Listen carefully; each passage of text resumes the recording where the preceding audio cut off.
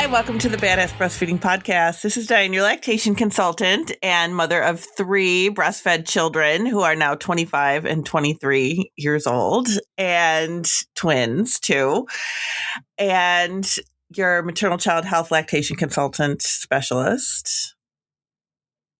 And I'm Abby, the Badass Breastfeeder. And I am mom to 14-year-old Jack and 13-year-old Exley.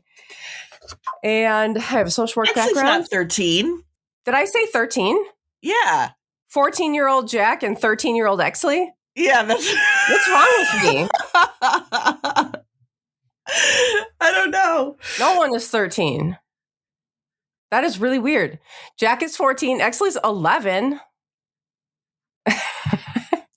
Okay, I don't know. This is what happens when your kids get older. You forget how old they are. I don't know. Or you just don't know what you're saying. I know. I could be too. All right. Today's episode is brought to you by Solid Starts. Solid Starts is the app that helps you feel calm and confident when it's time to introduce solid foods to your baby. If you have ever thought, what food do I start with? Or how do I serve strawberries safely, or chicken, or just about any other food? Solid Starts walks you through it step by step. And we will hear more from Solid Starts a little later, but you can head to badassbreastfeedingpodcast.com. If you ever need anything, see if you can give the sponsors on our sponsor page your business, because they make this podcast possible. And we are on Patreon. Also, while you're there, scroll down, enter your email address, and we'll send episodes straight to your inbox every week. And now we are on Patreon, and we have brought back our Revolution Parenting podcast, the podcast that we created to bring kinder and more compassionate adults into the world. We believe this starts at home with how we parent our children. We talk about child development, discipline, boundaries, attachment parenting, and so much more. The only place to access this podcast is on our Patreon. We have 2 tiers. Each tier has multiple benefits, including a goodie bag of Thank You for Nursing in Public cards and podcast stickers sent to your home every month. You can head to the top link in the show notes under this episode, wherever you're listening from, and see which tier looks good to you. And we're still hosting our ongoing giveaway for people who leave reviews around the internet, especially on iTunes. If you can leave a review on iTunes, that would really help us out, because iTunes is a very popular place for podcasts to be listened to.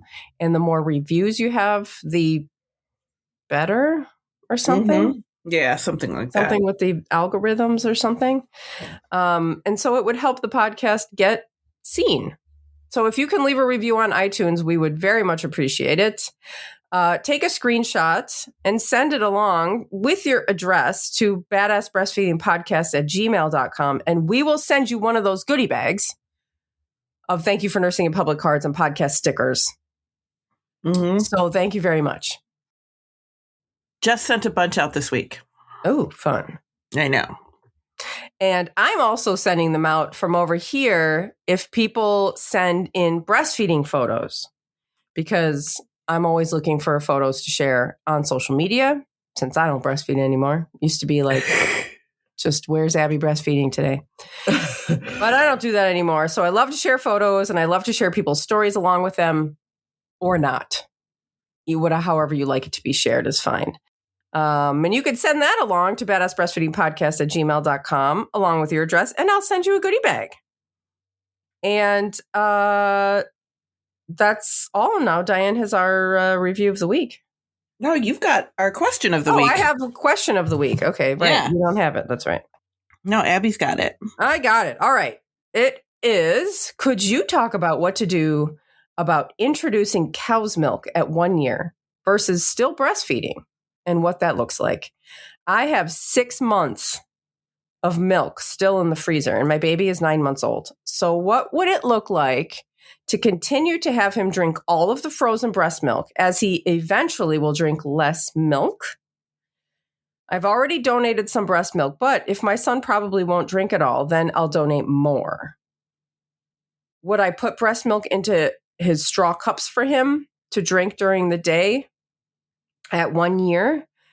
He currently drinks about 3 to 4 bags of old frozen milk per week when I'm at work, so we aren't going through it fast. Thank you so much. I'm saving it, thinking I need it all to last me until about 2 years old in case I get pregnant and lose supply, but I'm still breastfeeding. But I have a huge freezer stash that I want to use too. Okay, so it sounds like she has a huge freezer stash of milk. And this is what happens, people, when you're pumping and you're pumping more than you need, is you could end up in this situation where you have so much milk that you don't know what to do with. And donating it is awesome. And donating it through the Milk Donation Challenge is awesome too, because you get a $250 gift card, which just go into the comments or not in the comments, the show notes, because that's a thing that's happening. And we are having a milk donation surrogate person on the podcast to talk about a lot of this coming up soon. So that'll be interesting. Anyway, but it sounds like she really wants to use it. She really wants to use it and help her extend her baby getting breast milk. Yeah. Past 1 year. And so let me put it out there and say that your baby does not have to have cow's milk if you don't want them to. If you want them to have cow's milk, that's great. You can start it at a year. You can mix it in with breast milk. You can, give them some breast milk and some cow's milk. You can switch off, whatever. But if you don't want to, you can just keep giving them the breast milk. That's totally fine. And what I would do in this situation, I would give the baby the breast milk in a sippy cup or in his little straw cup and let him have it that way, because there's nothing wrong with that. He can still drink it. Yeah, and she's doing that. I think she said she's doing that while he's like during the day, while she's at work. While she's at work, yeah. And that's perfect. Keep doing that after a year. I'm thinking that she wasn't sure, could she still do that after a year? Or does she have to start cow's milk? And you don't have to start cow's milk if you don't want to. Yeah. Or you don't have to start it at a year. Yeah. If you want to continue to provide breast milk for as long as you have it, and then when it starts to kind of get down to just some of the last bags, start mixing it. Mm-hmm. Just, I don't know. So it's, you're transitioning a little bit. Yeah. But just keep giving, you've got all this milk and you can use it. Yeah, there's nothing wrong with using up that milk. Put it in his food, make him a smoothie, put it, whatever. You can absolutely just continue to use it. You can make little popsicles too. Oh, yeah. Because it sounds like you have so much milk that if you put it into a popsicle mold, I guess you don't want to defrost it and then refreeze it. But if you defrost a little bit and slushy it up and put it in a popsicle mold, then you can refreeze it. Yeah, then you can. Right? Yeah, as long as it's still got ice crystals in it, you can still refreeze so it. Just put those little popsicle molds. And I mean, with summer coming up, that's fun. That helps with teething too, if to kind of get the frozen stuff in there anyway. Yeah. Yeah, for sure. So I hope this is helpful, but yes, you can definitely just give it to him. And some people never start cow's milk. Some people just never do cow's milk. We've never done cow's milk in my house. We don't drink it. It's not in the house. So it was just never around. And none of us drink it now. Never have. I mean, I guess I drank it as a kid, like when my parents gave it to me, but I found it absolutely disgusting now. Not for any reason except the taste. Yeah. Is just, I can't handle it. I could always tell when, I'm just not used to it anymore. I haven't drank it in decades. Yeah. And I can always tell, like if I go to Starbucks and I order like a soy latte and there's a mistake and they use cow's milk, I can tell instantly and I cannot drink it. Oh, it's so weird. Yeah. I know a lot of people who don't. We don't have milk in our house either. I mean, I have almond milk, but there's a lot of people who never give milk to their infant. Never give cow's milk to their infant. I have a lot of clients who never went to cow's milk ever. They just like skipped right over that, went to, almond milk or, some kind of milk replacement. We never did any. Yeah. Yeah. We don't have to do just anything. did water. They also breastfed forever. So they were breastfeeding a lot. And then when there was, and I stayed home. So there wasn't this huge gap of like, what do we do throughout the day? They just nursed for well into like toddlerhood, small childhood. And then when they would have solids, I had like after a year, of course, like a little cup of water. Mm-hmm. Yeah. That they mostly just like dumped everywhere. So I hope that's helpful, but you can always send a question in to us too. We love to answer those on the podcast. Yeah. Yeah. Questions help because this is something where I'm like, oh, if we talked about cow's milk, it would be too soon. Like, didn't we talk about that recently? But I don't think we have. It's hard to remember the things that we've talked about recently. And if you're just joining in the past year or so, there's probably something that at least I think that we've talked about recently that maybe we haven't talked about in 5 years. I know. Because time is weird like that. Mm-hmm. Absolutely. But today we're going to talk about things parents should know. So hopefully you'll learn something today. I don't know. Maybe not, but hopefully. Because we want to definitely touch on some things that you might not have realized. Or maybe you're pregnant and this is you're listening for the first time and you're getting some information that you might not have realized. Mm-hmm. But one thing that I definitely want people to know is that breastfeeding is a learned skill. And I think we always talk about breastfeeding's so natural. And people tell me that all the time when I see clients. They'll be like, oh, I just thought it was going to be natural. You just put the baby there. Everybody said, just put the baby there. The baby will know what to do. The baby's going to breastfeed. And that's why a lot of times people don't take a class or they don't get education because they figure, oh, yeah, I don't need to worry about this because it's natural. And me and the baby are just going to be able to breastfeed and that's going to be it. But that's not always what happens. It is a learned skill for both you and the baby. So being a little bit patient with yourself and with the baby is really, really important because we always kind of when things aren't going well, it's oh my gosh, what am I doing wrong?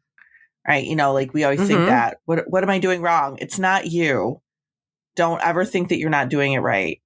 Because I hear that a lot too. But I must be doing something wrong. This is painful. I must be doing something wrong. No, you're not doing anything wrong. Common struggles are early. Early struggles are common. and common struggles show up early. Yeah, they do. Even when Diane talks backwards. So I sound like Yoda. Did we compare breastfeeding to walking? Or did I space out and miss that? No, we did not. Today we didn't, but we have in the past. Because, when your baby is learning how to walk and, they're kind of pushing up or they're kind of trying to balance or, there's all these progressions before they take those steps, right? And I think most of the time people aren't oh my God, my baby doesn't know how to walk. They're oh, you're getting there. Oh, look, he's pushing up. Oh my God, he's pushing up on his legs. Here's how it goes. Here's how it starts. Yeah. At some point he's going to be walking. And, but we don't with breastfeeding, it's just oh my God, it's not working. It's not going to work. But breastfeeding, they have to learn to walk. No, walking is totally normal for humans and perfectly natural, but it takes time for them to learn how to do that. Mm-hmm. Yeah. And when they don't do it right the first time, when they fall or they stumble, and then, we don't go, oh, I'm just going to have to carry him around for the rest of his life because it's just not going to work. You will feel like that at some point, but yeah, you're oh, they're learning. Yeah. And breastfeeding's the same way. They just need a little time. Except with breastfeeding, you're learning too. Mm-hmm. And like we're obviously way more patient with our babies, like way more understanding than we are with ourselves. So be understanding with yourself too. You're just learning. I know. Give yourself a little grace because you're just learning and you're recovering from childbirth and you're learning how to breastfeed. And it seems like everything seems so emergent because you have to keep this little baby alive and they need to have some food. But everything's going to work out. Everything's going to work itself out. They're going to figure it out and they're going to learn and you're going to learn and everything is going to be good. Now, the other thing that parents don't realize is how frequently babies eat.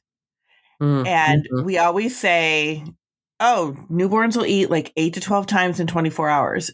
That is variable. And when they're super little, like they're brand newborn in that first week or two, it could be more like 15 times a day. So it really does not, like you can't put a time on it. And if you're just feeding on demand, you might find that it's more than 12 times a day in those early days. Some days might be 9 or 10. Some days might be 12 or 15. It just depends on what your baby wants to do. And that is totally normal. But when you don't know that and your baby is eating 12 times a day, 15 times a day, you automatically go to, I don't have enough milk. And that's not the case. Especially in those first 2 weeks, your baby is building your supply. So the more they feed, the better. And you can't go wrong with just letting them eat when they want to eat. And we're trying to put weight on them. Like, I don't know why would we even like not feed them? We're trying to build a milk supply and we're trying to put weight on them. So why would we complain when they're feeding 15 times a day, other than the fact that it's annoying? Like, it's just, but this is what they need to do. The more they feed, the better. Cluster feeding is a very normal thing. We have episodes about cluster feeding. That's how normal it is, especially in the evening time. That happens with them just kind of like that witching hour that everybody talks about. That is usually like the evening time when they're just riled up, they're overstimulated, they just want to be on you. This is very, very normal. None of this means low milk supply. It really doesn't. This is always what we think. Oh my God, my baby's feeding all the time. My baby's cluster feeding. I must not have enough milk. I hear that so often about the evening. Well, I just don't have enough milk in the evening. Your body is making what the baby needs. The baby is just cluster feeding. That's all they're doing. They're just taking more milk in smaller amounts of time. That's totally normal. And then usually that's good for your milk supply. It is. If you're worried about your milk supply and you see your baby cluster feeding, well, they're dealing with it. I mean, it's not a low milk supply, but like that would be the thing to do if you had low milk supply. Oh yeah, for sure. So just keep doing it. Keep letting them feed and they're going to create you a really great supply. Now, the next thing that we think is important for parents to know is how connected breastfeeding and sleep are. And sleep is such a hot button topic with parents because parents just want to sleep and we don't blame you. Everybody wants to sleep. But babies wake frequently and this is a very protective thing. They need to wake up to eat. And that is just, it is what it is. Sleeping through the night is not a good measure of how well they're feeding. So, and I think we always put those two things together. We're always like, oh yeah, your baby's not sleeping through the night. Well, then they must still, they're hungry. You're not feeding them right. They're not getting enough milk during the day. Like that doesn't go together. That doesn't go together. Like sleep and breastfeeding. Yes, they are connected to each other, but your baby is we need to talk differently about how babies sleep. And your night feeding does support your milk supply. That's another important thing to remember, that those night feeds are going to help your milk supply, especially when your baby is young. But babies wake up frequently and you are their person, right? Like you are their comfort. So a lot of times you hear that I can't put the baby down. Baby doesn't want to go in their bassinet. I got this expensive snoo. The baby hates it. Your baby doesn't know that the snoo was expensive. What's a snoo? It's a very expensive bassinet that will actually like rock them. Oh. I know. It's very bougie. And people have them. They're like $1,300. Oh my God. I mean, I had like a little swing thing that was not that expensive. Yeah, no, this is a whole bassinet that rocks them and keeps them happy. Oh my God, don't buy it. I know. There's no need. I had a family one time that was like, I'm just going to put it out on the curb because their babies don't care about it. They don't care about your bassinet. Yeah, just because it costs more money, it doesn't mean it's going to like do anything for the baby. No. We have to take a break. Yeah, so let's take a break and then we're going to talk more about this stuff. All right, we'll be right back. Today's episode is sponsored by Solid Starts. Solid Starts is an app. And inside of this app, you'll find a huge first foods database with simple age-appropriate serving guidance, plus recipes, practical guides, and tools created by a team of pediatric pros, including feeding specialists, pediatric dietitians, pediatricians, and pediatric allergists.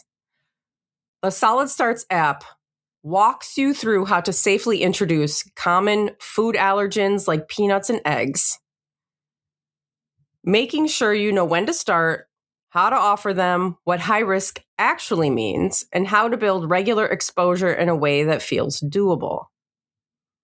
It is designed for real life, busy days, messy meals, and all the questions that pop up in between, whether you're just getting started and wondering, what food do I start with? How do I serve strawberries or chicken? How often? Whether you're troubleshooting gagging, overstuffing, or picky phases, Solid Starts is like having a supportive expert in your pocket. We love Solid Starts. This is awesome. Mm-hmm. And it's just going to help so much.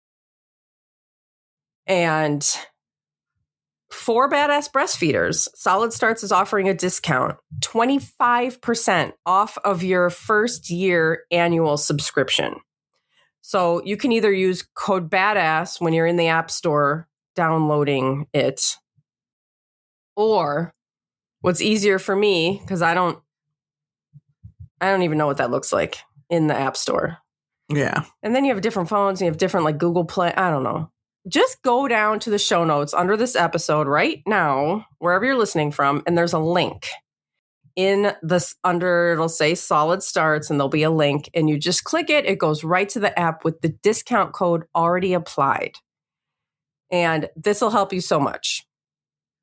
And all of our sponsors and their promo codes can be found in the show notes under this episode, wherever you're listening from. Also at badassbreastfeedingpodcast.com, where you'll also find all of our other episodes, our favorite resources page, and information about scheduling your very own one-on-one online lactation consultation with Dianne. And I want to say one more thing about the website, because I know like a drop-down menu would be the greatest birthday present ever, but it's so expensive.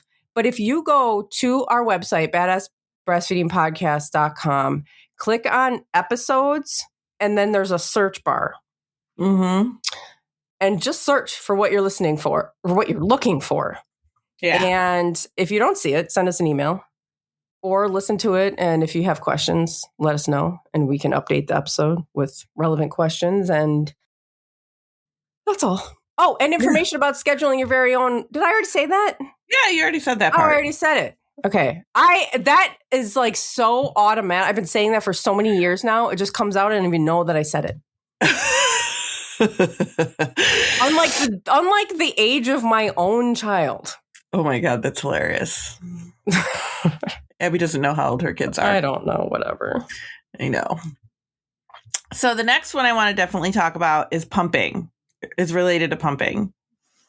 And this is important because so many parents pump. We have so many parents that pump, parents that are going back to work. You know, you have to be pumping, whatever, if you choose to pump. People do not realize that what you pump is not equal to what you make. Mm-hmm. How much milk you pump is just how much milk you pump. It does not equal what your supply is. It does not tell you what your supply is. And I still hear people say, oh, my pediatrician told me to pump for 24 hours to see how much milk I'm making. That doesn't tell you how much milk you're making. It doesn't. It tells you how much milk you can pump. So it is really important for you to realize that so that you don't get freaked out if you pump an ounce of milk. Because, Right. you know, that is just, let me say, there's nothing wrong with pumping an ounce of milk. But people think, oh my gosh, this is all I'm making. My baby's going to starve. It has nothing to do with how much milk you're making. So the other thing that can impact pumping is your flange size. And that was something I never knew, was flange sizes. I didn't know flanges came in different sizes. Oh my I didn't God. know that. No way. I didn't know that at all. No idea about that. So flanges come in different sizes. You could you could be using the wrong size flange, which is going to impact how much milk you're getting out. All this stuff has to do with pumping. And we just thought, oh, you just put the pump on and you just let it pump and you've got all this milk for your baby and you're done. No, there's like stuff that actually goes into doing this. So make sure that you are getting your flanges sized well. Do not put your pump on high. I don't even know why they have a high setting, probably because they have to, but whatever. If you turn it up too high, it is going to damage breast tissue and you're not going to be able to get milk out anyway. So you make sure you are just being comfortable. Don't turn it up all the way. People think, oh, I can turn it up all the way. I'm going to get more milk out. That does not work like that. It's going to work in the reverse. You're going to get less milk if you pump on a high speed where you're having pain. So pumping should be comfortable. It really should be. It should be a comfortable process for you. You should not have pain. You should not have pinching. You should not feel anything other than just the pull of the pump. So give that some thought when you are pumping. Make sure that you know what I'm pumping out is not equal to what I'm making. And that's really the biggest part of pumping, is like the mental piece of it. So keep that in mind while you are pumping. Now, speaking of pain, it is common to have pain, but it is not normal to have pain with breastfeeding. So what I want you to do is when you latch the baby, if you have pain or tenderness and it lasts throughout the entire feeding, I want you to get help for that. That is what we call like ongoing pain that lasts through the feeding. That is not normal breastfeeding latch pain. That is something is wrong pain. So you definitely want to talk to somebody, have a lactation consultant look and see what's going on, because you don't want to keep going like that. Don't like feed your baby in pain and think, oh, it's just going to get better, because that's not the case. Or do you have to push through? I saw a mom the other day. Oh my God, she was so cute. But she said her mother was like, you just have to push through the pain. I'm like, oh my God. Don't do it. Of so many things, but not this. I know. Yeah, not this. I'm like, at least she's supportive, but you just don't want to be in pain. You don't want to have nipple damage and cracks and all of that stuff, because it's really hard to feed when you don't want to feed. And this is a baby, like we said, they're feeding 12 times a day and you're dreading it. We definitely need to look and see what's going on there, because we don't want this to be a chore for you. We want to make sure that everything is working the way it's supposed to be working. So having the support, like I just said, that one client of mine that I saw, her mom was like, you have to push through the pain. You just have to. She was at least supportive of breastfeeding. She wasn't saying, oh, just stop. She just didn't know. We just don't know. Yeah. She didn't know. She probably had to do that. She just, nobody Absolutely. told her, like, that's not supposed to hurt. Exactly. So she just like pushed through it, and she probably figures this is her daughter's normal. This is just normal, because that's what some people think, that this is just normal to have pain, but it's really not. But support makes a huge difference.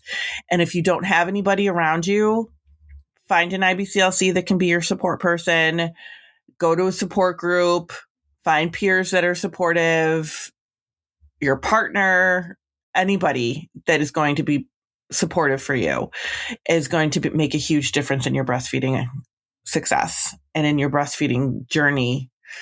You can join Patreon too. And Dianne will answer your questions. I mean, I will too, but,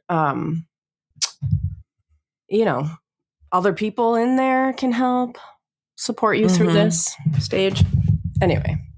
Now, in an episode, like Abby said, we don't remember what we talked about and when, but a couple weeks ago, I can't remember when it was now, when it came out, we talked about the mental load of breastfeeding and how real that was. And this is something, like, if you haven't listened to that episode, go back and listen to it, because we talk a lot about like tracking feeds and returning to work and how much, all of this stuff is put on you. I mean, that was just last week. Was it just last week? I'm pretty sure. Okay. I don't know. I had to look at my calendar. I'm not saying like, I totally, that was a week ago. I looked at the calendar. So if you haven't listened to that episode yet, if you skipped over it, it's important. So definitely listen to it, because there's a lot of that goes on with feeding. A lot of the tracking feeds and keeping everything in your brain. So definitely look at that again and find ways to make it easier for yourself. And not everything, we'll end with this, not everything is a feeding issue. Not everything is a feeding issue. I'll say it twice, because everything seems to get blamed on feeding. Your baby's fussy, it must be a feeding problem. You must have eaten something. They must not be getting enough milk. Your baby's crying, they must be hungry. Everything that your baby does, people relate back to feeding, and that's not always the case. So make sure. Go ahead, what? I know. I remember Nancy Moorbacher saying that to me. I took a picture of my boob because I had this like itchy spot on it. Like I was just like itching. It was red and itchy. And I was like, oh my God, Nancy, what's wrong? And she was like, yeah, it looks like you've got like some dry skin. Put some lotion on it. She's like, not everything has to do with breastfeeding. I was like, oh my God. Like I never even considered that it was not a part of breastfeeding. I've said that to people too. Before. Like it's not a breastfeeding issue. People have to tell us that. Yeah. Because it's just not. But you really, definitely think about things when your baby is fussy, or if you've got a dry spot on your breast, like not everything is a feeding issue. So just kind of keep that in mind. And as you go along, like in the beginning, everything's a crisis. But as you're going along and you're getting more used to your new routine, and you're getting used to the baby breastfeeding, and you're learning your baby, because you learn them so quickly and so well when you're breastfeeding them, then you're going to know, okay, not everything is a feeding issue. But in the beginning, everything feels like a feeding issue crisis. Absolutely. And this is why you need to have a lactation consultant. Like on speed dial or in Patreon with you, so that you can be like, why is this happening? Is this a feeding problem? Is this not a feeding problem? Totally normal. And it happens all the time. So, but normal infant behavior is very often mislabeled as a problem. So as a feeding problem. Yeah. So just kind of listen to our episodes about normal infant behaviors, because we do have episodes about that too. And that'll kind of give you an idea, like, okay, is this a feeding problem, or is this just my baby being a baby? Because it might just be your baby being a baby. Yeah. Yeah. And that's about it. Well, thanks for listening. Thank you. Bye. Bye.